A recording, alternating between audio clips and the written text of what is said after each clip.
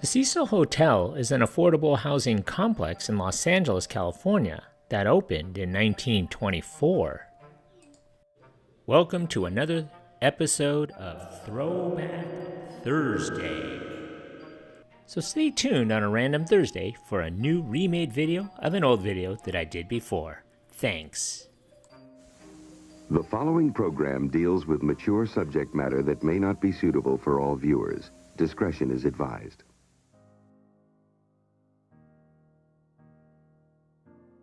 The Cecil Hotel was the brainchild of three hoteliers, William Banks Hanner, Charles Dix, and Robert Shops, who wanted to create a destination for business travelers, international businessmen, and social elites. Designed by Lloyd Lester Smith in the Art Deco style of its day, the 700-room hotel cost $1.5 million to complete and boasted a marble lobby with stained glass windows, potted palms, an opulent staircase, and alabaster statuary. The Los Angeles Times billed it as a completely up-to-date, completely comfortable, newly constructed hotel furnished exclusively by the LA company Barker Brothers. The three partners had invested about $2.5 million into the enterprise, and it was noted that Hanner spent $1 million of his own money with the knowledge that several similar hotels, the Ambassador and the Biltmore, had been established elsewhere downtown. Its proximity to the train system made the Cecil a popular place, with elegant interiors reflective of the opulence of the day. The hotel fitted in among the restaurants, theaters, shops, and the hustle and bustle of busy Spring Street financial district, and for a time, business was booming. But Hanner would come to regret his investment. Just 2 years after the Cecil Hotel opened, the world was thrown into the Great Depression, and Los Angeles was not immune to the economic collapse. Soon enough, the area surrounding the Cecil Hotel would be dubbed Skid Row and would become home to thousands of homeless people. Covering 50 square blocks immediately east of downtown Los Angeles, Skid Row is bordered by 3rd Street to the north, 7th Street to the south, Alameda Street to the east, and Main Street to the west. Skid Row contains one of the stable populations of homeless people in the U.S., estimated at over 4,400 people, and has been for its condensed homeless population since at least the 1930s. Controversy would soon follow its reputation of the Cecil Hotel, beginning in the 1930s. In the 1930s alone, the Cecil Hotel was home to at least 6 reported suicides. A few residents ingested poison, while others shot themselves, slit their own throats, or jumped out of their bedroom windows. Percy Orman Cook was the first known guest to take his life at the Cecil on January 22, 1927. According to the story in the Los Angeles Times, the following day, former real estate dealer Percy Orman Cook shot himself in the head in the hotel room after he was unable to fix his relationship with his estranged wife and son. In 1931, a guest, W.K. Norton, was the first person to die at the hotel after he ingested poison capsules in his room. In 1934, Army Sergeant Louis D. Borden slashed his throat with a razor. Less than 4 years later, Roy Thompson of the Marine Corps jumped from atop the Cecil Hotel and was found on a skylight of a neighboring building. In March of 1937, 25-year-old Grace Magro died as a result of either falling or jumping from the window of her room on the 9th floor of the Cecil Hotel. Instead of hitting the sidewalk below, the woman landed on the wires connecting the telephone poles next to the hotel. Despite these grisly events, the hotel flourished as a fashionable destination in the 1940s. In September of 1944, 19-year-old Dorothy Jean Purcell awoke in the middle of the night with stomach pains while she was staying at the Cecil with Ben Levine. She went to the bathroom so as not to disturb the sleeping Levine and, to her complete shock, gave birth to a baby boy. She had no idea she'd been pregnant.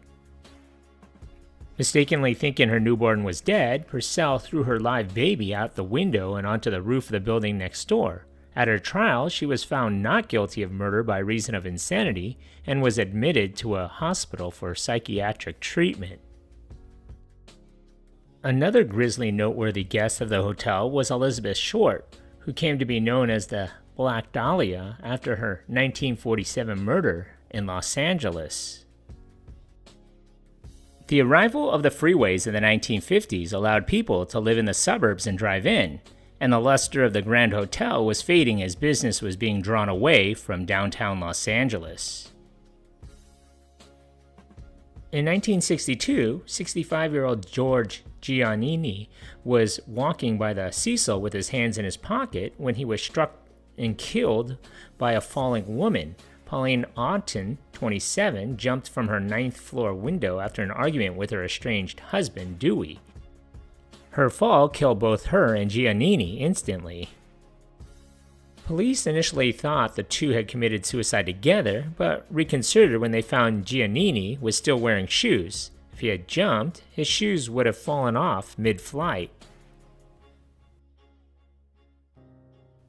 In 1964, a retired telephone operator named Pigeon Goldie Osgood, who had been an elderly lady who was well known and well liked, and a long-term resident at the hotel, at a time it served long-stay accommodations for local people in need of a place to stay. She was found dead in her room. She had been sexually assaulted, stabbed, beaten, and her room ransacked. Jacques Ellinger was charged with Osgood's murder because he was seen covered in blood roaming the streets close to the hotel, but was later cleared as a suspect. Her murder remains unsolved. In light of the suicides, mishaps, and murders, Angelenos promptly dubbed the Cecil Hotel the most haunted hotel in Los Angeles. In the 1970s, the downtown area was in demise, when dilapidation and deterioration dominated the hotel's fortunes. Eventually, the down and outs of nearby Skid Row stopped the business travel and tourist bookings coming in, and the hotel switched roles to become protected low-income building, accommodating long-term renters down on their luck. The once beautiful hotel soon gained a reputation as a meeting place for junkies, runaways, and criminals. On December 1st, 1976, 26-year-old Jeffrey Thomas Paley terrified guests at the Cecil and people passing by the hotel when he went up on the roof of the hotel and fired several shots from the rifle. Nobody was hurt. During his 1984-1985 murder and rape spree, the hotel was the temporary residence of serial killer Richard Ramirez, nicknamed the Night Stalker, who stayed on the 14th floor in the hotel for a few weeks during his crime spree. Ramirez was able to stay there for a mere $14 per night. He killed at least 13 people and committed several other crimes. He never committed any of his murders at the hotel, instead using it as a place to relax after the attacks. In 1981, Austrian serial killer Jack Unterweger, who strangled prostitutes with their own bras, also called the hotel home. Rumor has it that he chose the hotel because of its connection to Richard Ramirez. While there, he strangled and killed at least 3 prostitutes, crimes he was convicted of in Austria. In 2008, a portion of the hotel was refurbished after new owners took over from there. Many people began to believe that the rumors of the hotel being haunted might be true.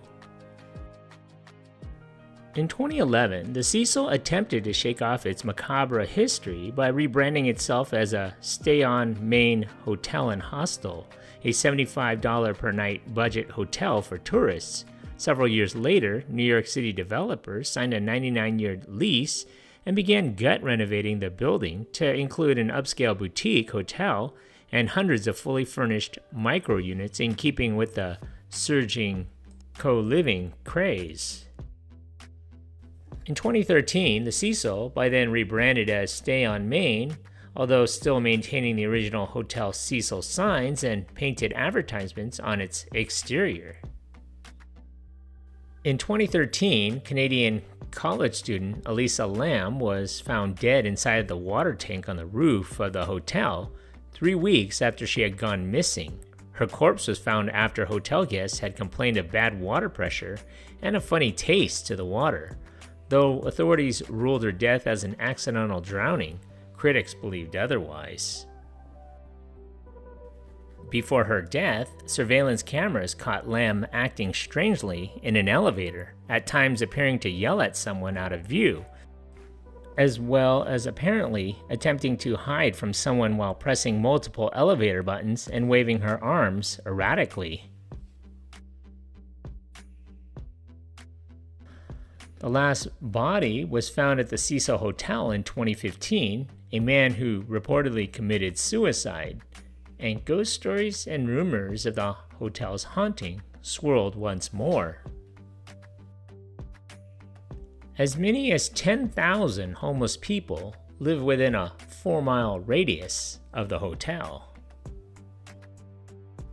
The hotel has been highlighted in popular media, including FX's hit series American Horror Story, as well as the Netflix documentary Crime Scene: Vanishing at the Cecil Hotel.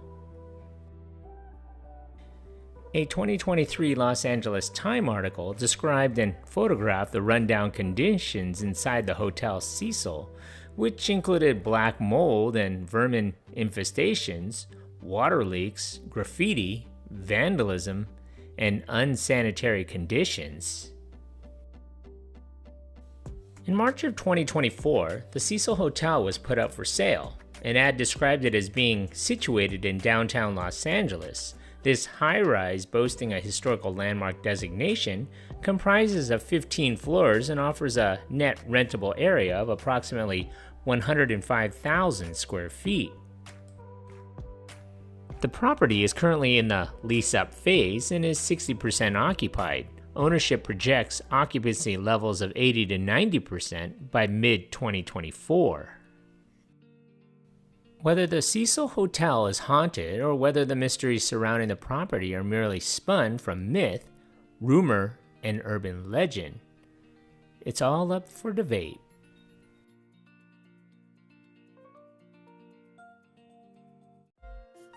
So what do you remember about this place? Leave a comment or a suggestion for a future video below. And if you haven't already, hit that like button and don't forget to subscribe to my channel. Thanks for watching.